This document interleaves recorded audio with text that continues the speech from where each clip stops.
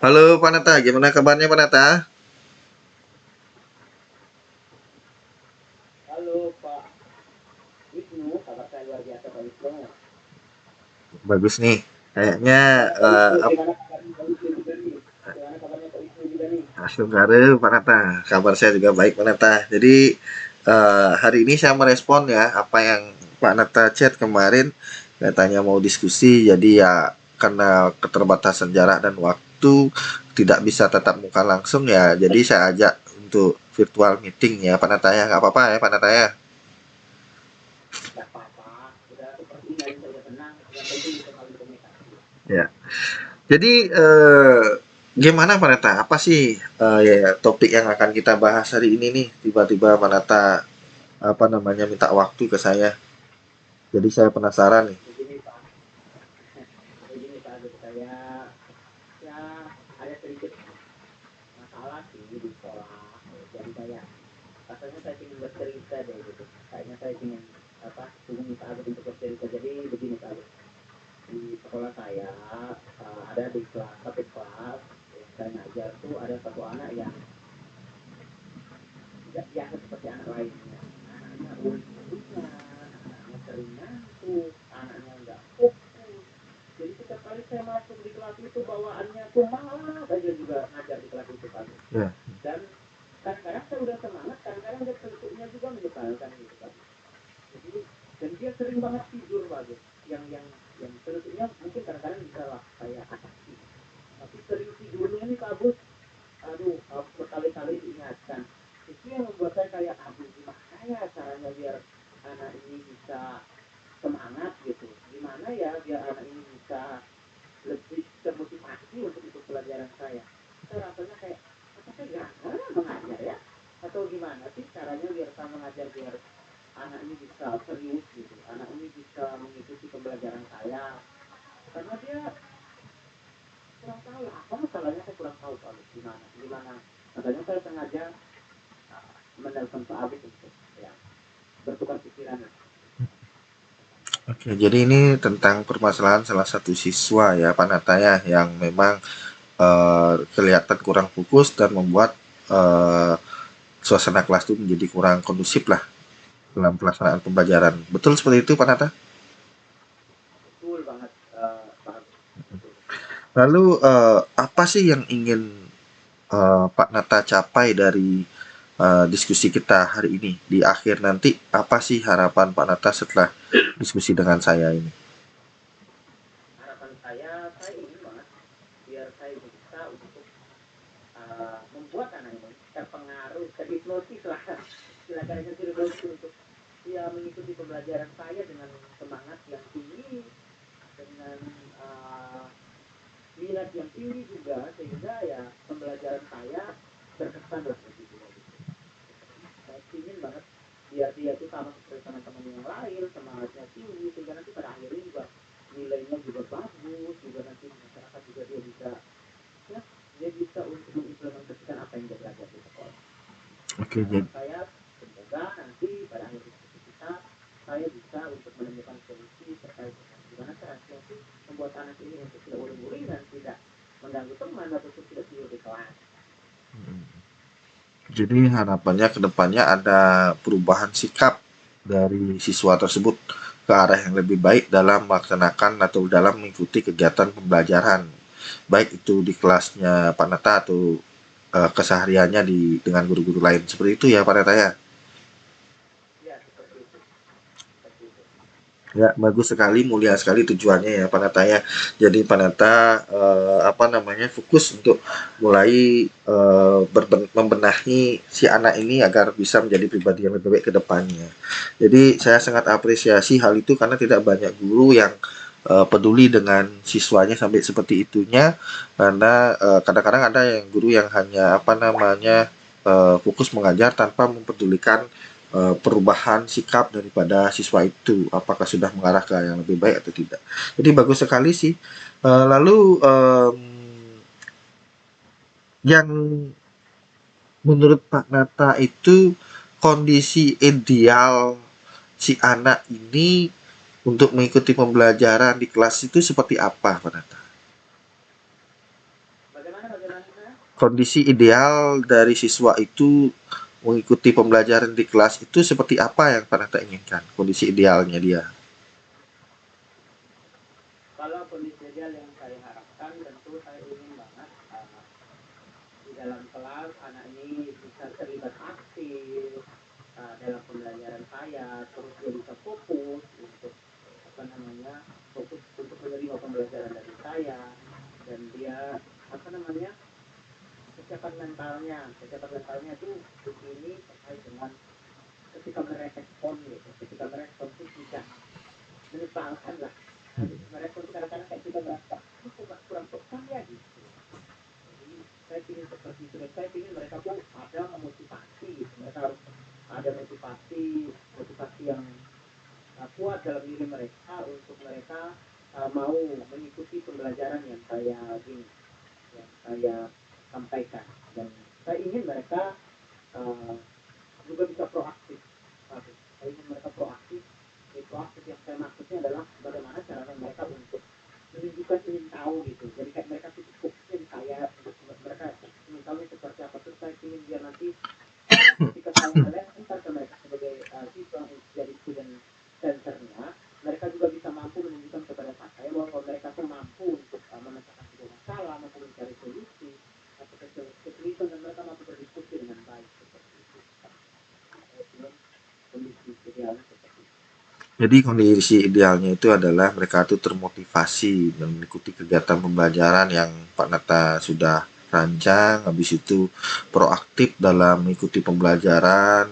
Nah, ketika melaksanakan pembelajaran yang student center, mereka tuh bisa menunjukkan potensinya, bisa mengikuti pembelajaran dengan baik dan apa namanya, menunjukkan bahwa mereka tuh semangat mengikuti pembelajaran. Seperti itu ya, kurang lebih Pak Nata ya. Oke. Jadi apa saja usaha-usaha yang pernah Pak Nata lakukan untuk yang sudah dilakukan sebelumnya untuk mencapai kondisi ideal tersebut, Pak Nata?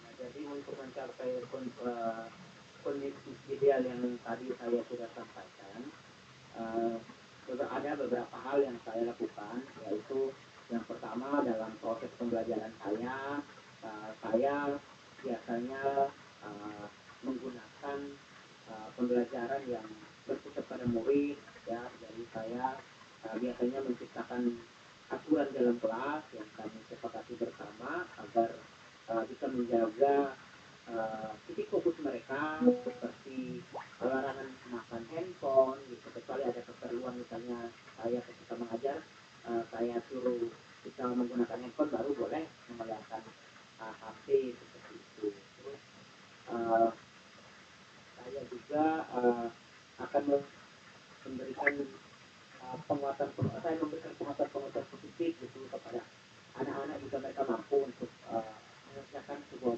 pekerjaan gitu. Saya biasanya memberikan mereka penguatan positif. Kadang-kadang saya mengajar, saya menggunakan PowerPoint juga sebagai media. Uh, Apalagi ya, saya menggunakan proses itu. Hmm, Ada lagi usaha lain yang saya sudah menggunakan dilakukan? metode pembelajaran saya menggunakan metode pembelajaran aktif juga ya Pak. Jadi di situ saya menerapkan pendekatan seperti diskusi kelompok, debat gitu, simulasi. Saya memberikan mereka kesempatan untuk presentasi sehingga siswa itu banyak bergerak dan berinteraksi satu dengan yang lain. Ya, jadi cukup banyak ya usaha yang sudah Pak Nata lakukan. Jadi dari menerapkan pembelajaran yang interaktif, diskusi kelompok, habis itu juga menggunakan PowerPoint. Jadi beberapa usaha-usaha itu sudah Pak Nata lakukan untuk meningkatkan motivasi anak-anak ya, khususnya salah satu anak yang sudah Pak Nata sebutkan tadi. Nah, terus dari apa yang sudah Pak Nata lakukan, kalau saya kasih interval 1 sampai 10, kira-kira usaha Pak Nata tadi itu sudah di angka berapa, Pak Nata? Tujuh, tujuh, 7. tujuh, tujuh Pak, tujuh. Ya. Jadi usahanya sudah 7 ya Pak Nata ya, sudah sampai di angka 7. Nah, terus kira-kira eh, ada nggak perubahan ke arah yang lebih baik dari anak tersebut setelah Pak Nata berusaha sedemikian rupa sampai di angka 7 itu?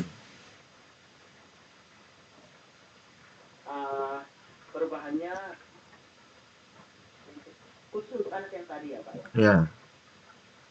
Perubahannya anaknya ya di satu waktu di satu materi kadang-kadang dia tuh fokusnya bagus banget gitu, tapi kadang-kadang di materi lain tuh dia kayak malas gitu.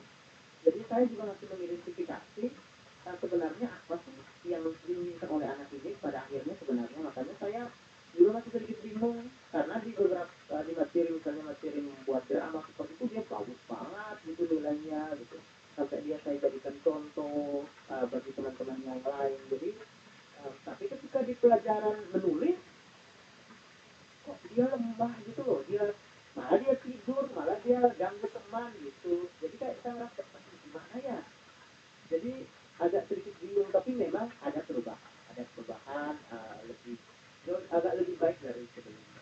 Jadi dia bisa merespon juga dengan agak dengan lebih baik lagi, tapi memang mengantuknya masih kok, masih masih sering kali-kali ya gitu.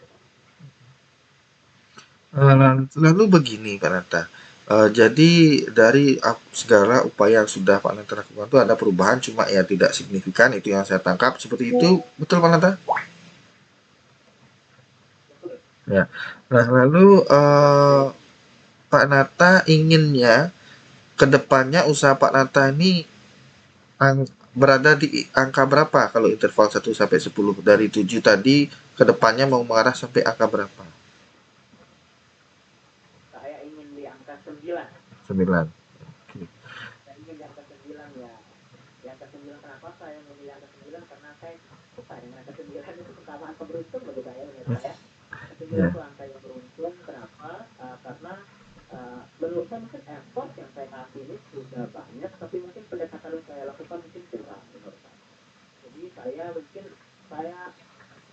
harus fokus lagi. Menurut saya masih ada satu mungkin yang kurang dari saya, gimana sih caranya saya membuat anak ini untuk lebih nyaman dengan saya. Kayaknya itu kurang di bagian itu deh. Makanya saya merasa apakah perlu saya melakukan pendekatan personal gitu. Saya berpikir saya mencoba untuk mencari-cari kayak artikel-artikel bagaimana caranya mengatasi anak-anak seperti itu, dan saya menemukan bahwa ternyata ada pendekatan personal, namanya pendekatan personal, di mana pendekatan ini saya harus mendekati siswanya untuk bisa mengorek informasi terkait dengan mengapa dia seperti itu.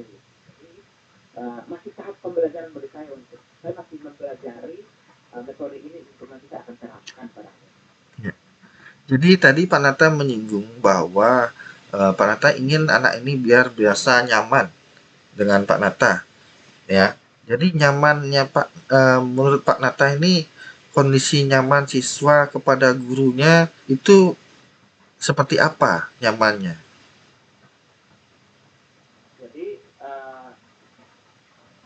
kondisi nyaman yang saya harapkan ini dari siswa itu adalah dia uh, selalu memperhatikan ya, jadi dia uh, memperhatikan ketika proses belajar mengajar, dia ada interaksi, terus dia tuh apa namanya, ada empati gitu. Karena kalau ketika misalnya saya mengajar terus kayak dia tidur, terus saya merasa kayak dia nggak empati dengan saya gitu.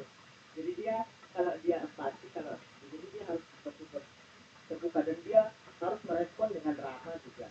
Nggak merespon dengan ramah, dia harus full senyum, bukan full senyum kayak orang gila gitu, nggak, maksudnya Ya, ya. selalu memberikan senyuman lah seperti Hmm, itu. Terus hmm. dia juga kan harus ada rasa juga, harus saling memahami gitu.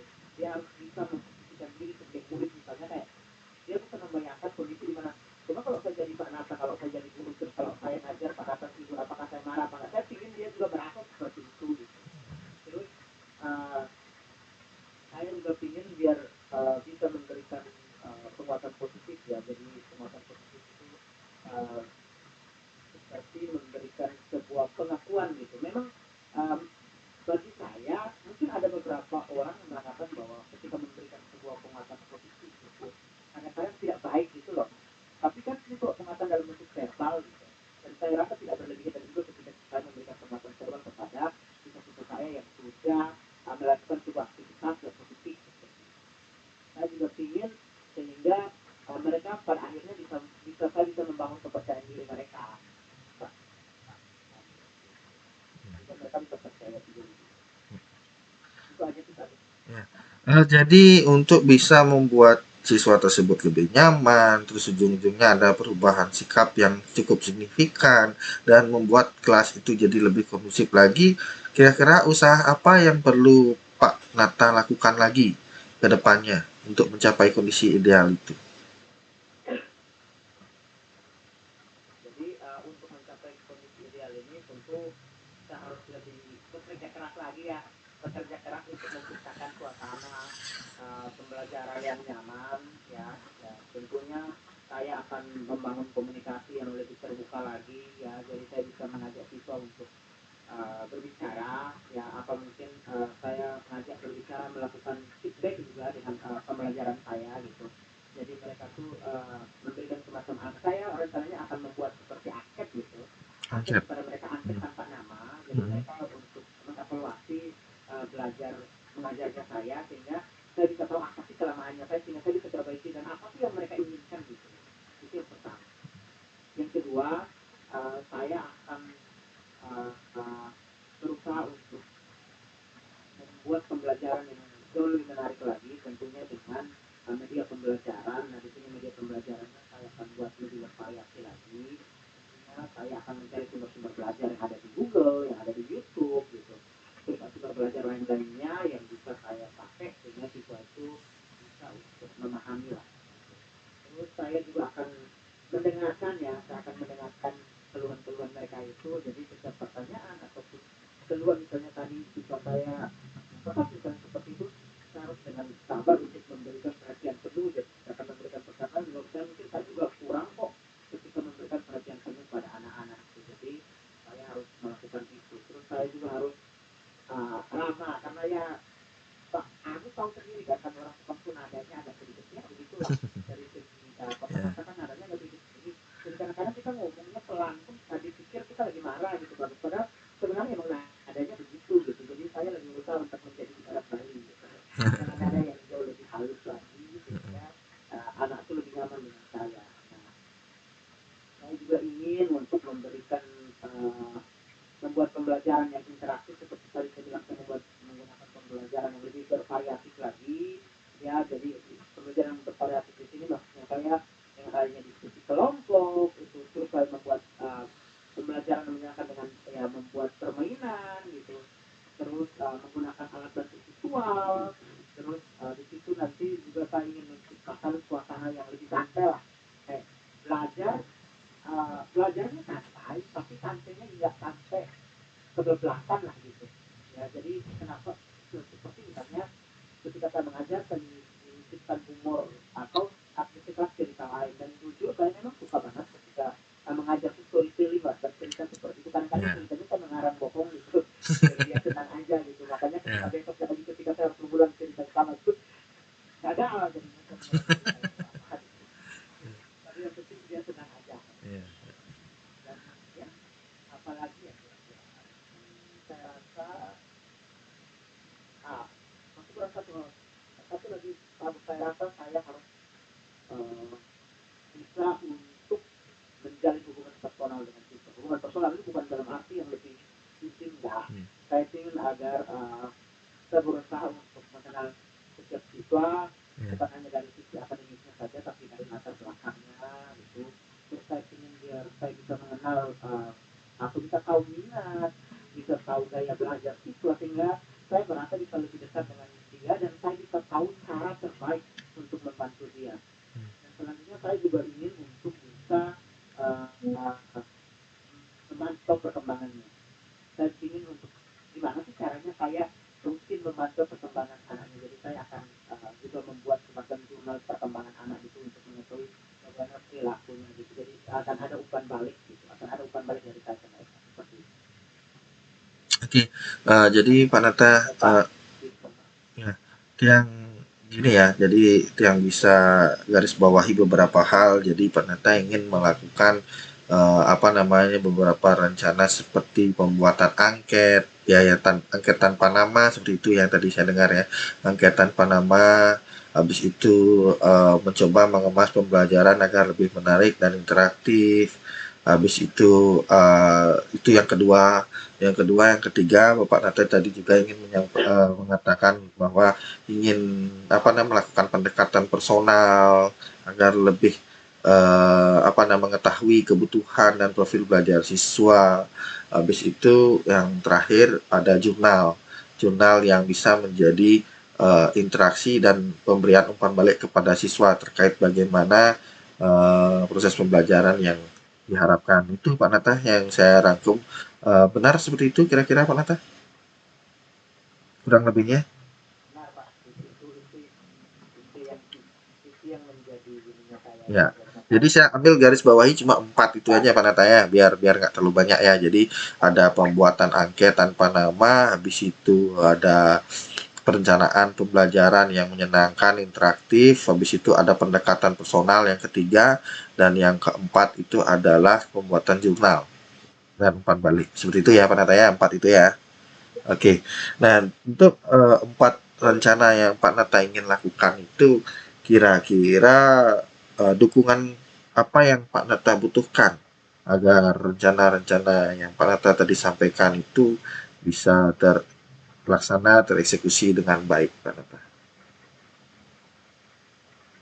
ya dukungan yang saya butuhkan tentu saya perlu dukungan dengan uh, murid-murid saya terutama dukungan yang cara yang saya bisa berkreasi Ya. dengan mereka, jadi saya butuh dukungan pertama dari murid-murid saya, terus yang kedua saya juga butuh dukungan dari rekan-rekan sejawat saya akan berusaha untuk berkomunikasi dengan rekan-rekan sejawat saya untuk bisa saling berkolaborasi bahu membahu untuk juga menganalisa gitu, menganalisa keadaan kelas apakah memang kasus yang saya dapatkan ini hanya terjadi pada pembelajaran saya atau memang terjadi pada pembelajaran mereka juga, sehingga kami juga bisa membuat langkah konkret. Nah, langkah konkret itu maksud saya adalah bagaimana caranya kami untuk mengatasi hal ini. Selanjutnya juga uh, saya butuh dukungan dari kepala sekolah juga tentunya ya untuk fasilitasi, karena memang untuk misalnya dalam pembelajaran harus menentukan pembelajaran yang menarik seperti itu pun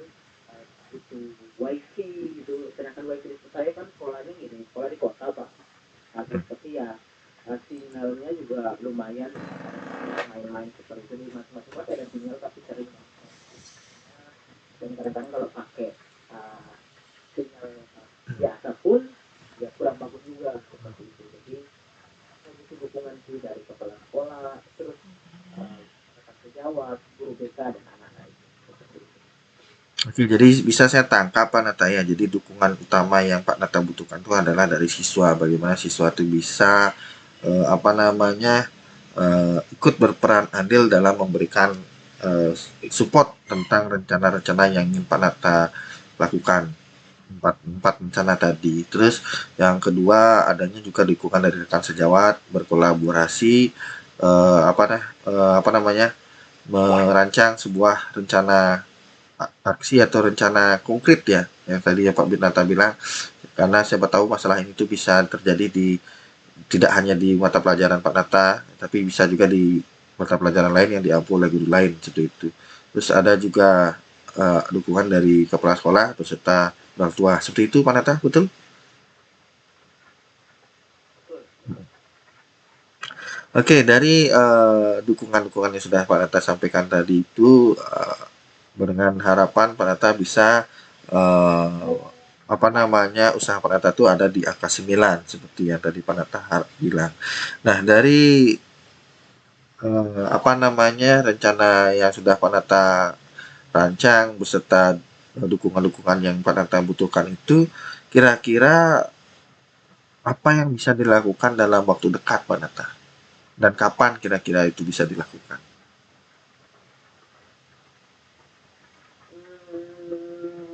Yang mana ya?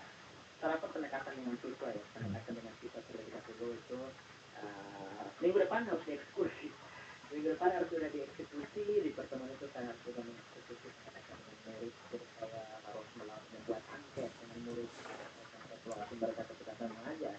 Saya angket tanpa nama itu yang harus saya lakukan terlebih dahulu agar saya bisa mengevaluasi kembali proses belajar mengajar saya, kelemahan dan kelebihan yang saya ajarkan ke kelas. Setelah itu juga saya ingin tahu bagaimana respon mereka ketika saya mengajar gitu loh. Jadi ketika angket yang saya sebar tanpa nama, mereka akan dengan leluasa menulis apa yang mereka inginkan gitu loh. Jadi mereka kalau mereka nulis nama, saya takutnya mereka tuh takut nanti kalau mereka tulis jelek tentang saya nanti takut mereka bisa jelek. Jadi saya kasihlah angket yang saya yang akan saya lakukan itu per tahun pertama dan minggu depan itu harus saya lakukan sehingga ketika itu kan nanti juga mulai dari pakaian apa segala macam itu akan dinilai sama mereka dari gaya bicara saya sastra mungkin dari dialek pasti mereka akan komentarin juga gitu tapi mungkin titik fokusnya lebih banyak adalah di angket ini adalah lebih ke gimana gaya mengajar saya apakah mereka suka atau enggak apa yang mereka suka dari gaya mengajar saya apa yang mereka tidak suka dari gaya mengajar saya sehingga ini sebagai bahan evaluasi saya sehingga yang baik yang menurut mereka di angketnya sudah baik itu akan saya ceritakan dan yang belum baik dari angket yang sudah mereka sampaikan bisa saya kerjakan bisa saya apa namanya bisa saya evaluasi dan saya bisa berbenah jauh lebih baik. Oke. Jadi usaha yang paling pertama yang ingin Pak Nata lakukan itu adalah pemberian angket tanpa nama ya. Jadi dengan pemberian angket tanpa nama ini tentu akan ada kejujuran dari siswa, itu yang Pak Nata harapkan ya, sehingga apa yang disampaikan oleh siswa itu jujur, murni penilaiannya tentang bagaimana Pak Nata melaksanakan pembelajaran di kelas, yang mana Pak Nata harapkan dari angket tanpa nama itu adanya kejujuran siswa yang mungkin akan membantu Pak Nata merubah cara Pak Nata mengajar biar lebih berpihak kepada siswa dan sesuai dengan kebutuhan siswa. Seperti itu yang saya tangkap Pak Nata. Betul begitu Pak Nata? Kira-kira kan ini sekolahnya anak-anak itu tanggal 7 ya kalau nggak salah ya. Tanggal 7 Oktober kalau nggak salah. Kira-kira berarti angket ini akan mulai Pak Nata sebar tanggal berapa Pak Nata kira-kira? Karena di kelas itu saya mengajarnya di hari Kamis. Kamis Kita maksudnya Senin tanggal 7 7. Berarti tanggal 10. 10 Ya, tanggal tanggal 10 akan saya eksekusi ya tanggal 10 itu saya akan coba sebar angketnya nanti setelah mereka nulis akan saya analisa setelah saya analisa yang tadi saya bilang kalau yang baik akan saya lakukan yang kurang baik menurut mereka itu akan saya evaluasi dan perbaiki atau kita akan kembali itu akan saya lakukan di minggu depan di kelas yang sama jadinya 2 minggu jadinya baru 1 minggu saya akan uh, di hari Kamis itu di tanggal 10 saya akan membuat angket itu terus di Kamis berikutnya saya akan melakukan perubahan dari hasil angket. Oke. Jadi dari tanggal 10 itu sudah disebar anketnya, sudah didapat hasilnya, terus perubahannya akan dilaksanakan di tanggal seminggu setelahnya tanggal 17 Oktober berarti.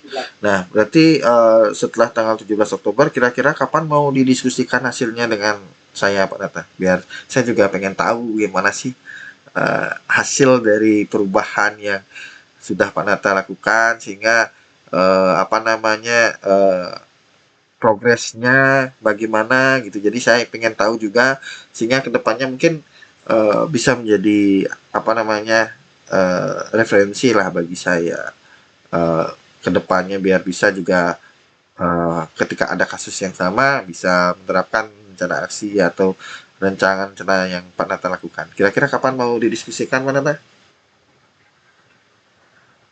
Saya rasa lebih cepat lebih baik itu kata siapa ya saya lupa pokoknya katanya lebih cepat lebih baik istilah yang sering digaungkan oleh satu pejabat lebih cepat lebih baik jadi uh, kalau bisa kalau Pak Wisnu ada waktu saya ingin Kamis malam itu kalau bisa Oh, ada waktu ya saya ke Pak Wisnu terkait dengan evaluasi saya dengan hasil yang sudah uh, saya terapkan misalnya rencana aksi yang sudah saya terapkan itu saya bisa lakukan terus kayak feedback yang tadi saya bilang angket itu sudah saya lakukan dari Kamis berikutnya itu kan bisa saya ceritakan ke agar Pak Wisnu bisa tahu tahu gimana sih perkembangannya. Oke. Berarti saya bisa tangkap berarti setelah Pak Nata mengumpulkan informasi dari tanggal 10 terus melaksanakan perubahan di tanggal 17, berarti tanggal 17 malam itu baru bisa didiskusikan ya Pak Nata ya, gimana hasil angketnya, terus apa yang dilakukan di tanggal 17 pagi atau siang, sehingga malamnya bisa di-sharing lah ke saya. Seperti itu ya Pak Nata? Betul betul banget Pak, betul banget, betul sekali. Oke, jadi saya sudah tangkap apa yang Pak Nata sampaikan dari awal sampai akhir ini. Lalu karena keterbatasan waktu ya Pak Nata ya, jadi saya juga ada acara lain setelah ini mau ke rumah sakit. Jadi saya pengen tahu pikiran Pak Nata itu terkait diskusi kita hari ini. Kira-kira apa yang sudah Pak Nata rasakan setelah berdiskusi dengan saya tentang permasalahan yang Pak Nata hadapi? Gimana kira-kira perasaannya Pak Nata setelah diskusi? Jadi jadi Pak, perasaan saya setelah berdiskusi dengan Pak Wisnu, saya merasa tercerahkan Pak Wisnu. Jadi saya Ya, syukurlah. perasaannya senang banget. Mm-mm. Kenapa saya senang? Karena saya bisa menemukan cara atau strategi ya agar saya bisa untuk membuat kelas saya jauh lebih efektif lagi, kelas saya jauh lebih apa namanya lebih aktif lagi, terus saya juga bisa membangun rasa percaya diri saya nanti ketika saya mengajar, karena memang saat ini juga agak berpengaruh dengan rasa percaya diri gitu, rasa percaya Ya, Pak ya, ya ini udah mengajar lama-lama tapi tidak bisa untuk mengatasi masalah kecil itu gitu. ya, Jadi saya merasa tercerahkan banget, ya saya merasa bahwa dengan adanya coaching ini ternyata saya lebih rileks gitu, saya lebih rileks, saya lebih terbuka juga untuk bercerita, dan saya juga bisa mendapatkan solusi yang baik ya. Jadi saya ya, ingin cepat-cepat mengikuti seperti yang sudah tadi kita bicarakan, biar saya ingin tahu gimana sih hasilnya Pak Wisnu. Jadi ya. saya minta terima kasih sekali kepada Pak Wisnu yang sudah bersedia untuk berdiskusi dengan saya terkait dengan masalah yang sudah saya ceritakan tadi. Oke, baguslah Pak Nata. Jadi apa yang Pak Nata harapkan di awal sudah tercapai di diskusi kita malam ini. Ya semoga saja dengan diskusi ini Pak, seperti yang Pak Nata bilang sudah tercerahkan dan memang benar-benar tercerahkan sehingga bisa melakukan perubahan yang berdampak kepada siswa dan harapan Pak Nata tadi misalkan seperti pembelajarannya jadi lebih menarik, menyenangkan dan siswa yang tadi itu ya bisa berubah secara signifikan benar-benar terwujud ya Pak Nata ya. Dan saya tunggu kabar dari Pak Nata. Pokoknya di tanggal 17 malam tolong dikabari lagi nanti kita diskusinya biar bisa saya follow up terus gimana hasil dari rencana yang sudah Pak Nata eksekusi ya. Semoga saja sesuai harapan dan jangan sungkan-sungkan Manata untuk menghubungi saya atau mau berdiskusi dengan saya terkait apapun khususnya tentang pendidikan ya Pak Nata ya. Semoga saja saya bisa membantu sesuai dengan harapan Pak Nata. Jadi yang pasti saya akan selalu siap sedia kapanpun nanti Pak Nata ingin berdiskusi, yang penting tolong dikabari aja ya. Nanti dikabari biar bisa saya siapkan waktunya. Kalau seandainya kita tidak bisa tetap muka langsung, minimal tetap muka virtual seperti ini, ya bisa lah. Ya, itu sih Pak Nata. Terima kasih ya Pak Nata sudah gini apa namanya menceritakan permasalahannya dan semoga saja hari-harinya menyenangkan terus. Semangat pokoknya Pak Nata ya. Semoga dilancarkan semua rencananya. Oke Pak Nur, Oke, sampai ketemu lagi di lain waktu ya Pak Nata. sampai ketemu di waktu Oke.